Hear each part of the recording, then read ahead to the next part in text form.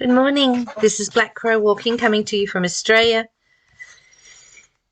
I'm bringing you a study of A Course of Love by Mari Perron, and we are up to chapter 16.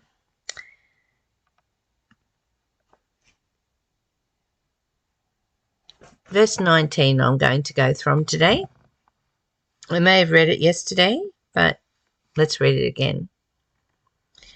Judgment does not make you safe, and defining evil does not abolish it, but only makes it real to you. Yet you believe judgment to be based on justice, and justice to include punishment of those you have defined as evil. You have thus made justice one with vengeance, and in doing so, robbed justice of its meaning. And that pretty much is what our prison system is all about. It's the way we've been brought up. If you are in any way defined as naughty, bad, evil, you are punished. And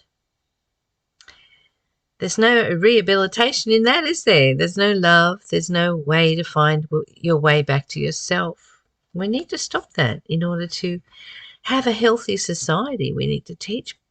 We need to bring a teaching system that will allow people to experience themselves and make better choices. Those who sit in judgment call upon their power to do what it cannot do. All power comes from love, as does all justice. Any basis other than love for justice, any basis other than love for power or for justice makes a mockery of both. Might makes right. Might, M-I-G-H-T, might makes right, is a saying that is known to many of you. And even those who know the saying do not believe in the tenets it represents. This you will claim you have evidence for. It is all around you. The strong survive and the weak perish. My goodness me. The mighty prevail, and so define what is right for all those over whom they prevail.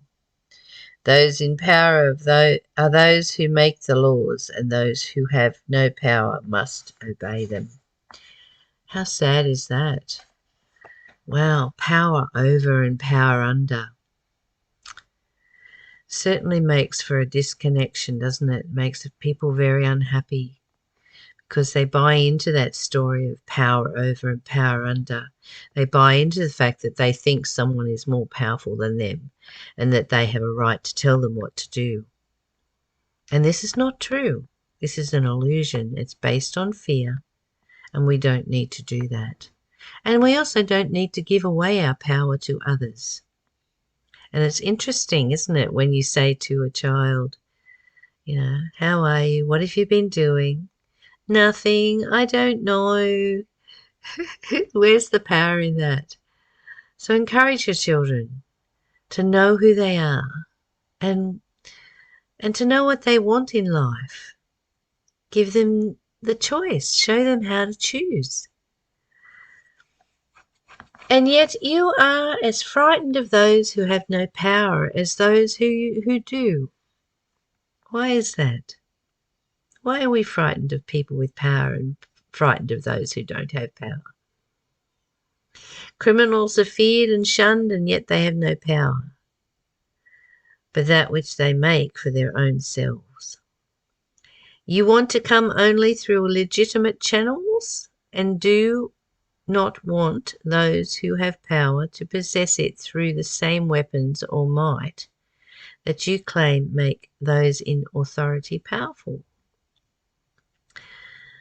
So that's a contrast, isn't it? We want what we don't want. It's amazing. While you want those to whom you have given power to protect you, you also fear them, and they in turn fear the powerless who might take away their power and rise up against them. What kind of power is it that needs to be constantly defended? That's right. if you're constantly defending. I watched a Harry Potter movie yesterday and it was always about defending your power. Oh, we're funny creatures, aren't we? All right. What is it about the powerless that frightens you, except that they might not accept their powerless state? And what does this say? And what history has shown you that who is powerful and who is not determined by might or any authority that can be given and taken away. Power is possessed by those who claim it, by those who cry, I am. For the beginning of power comes from the rejection of powerlessness. The rejection of powerlessness is but a step towards your identity achieved through the awakening of love of self. Well, let's wake up to love of self, and there is your power. When you truly know that you are love and that love is the source of everything. You don't have to go looking for love. You don't have to look outside yourself for it because it's inside you and you are love. So stop looking outside yourself because it will naturally come to you as you truly love yourself. You are divine. I love you. Bye for now.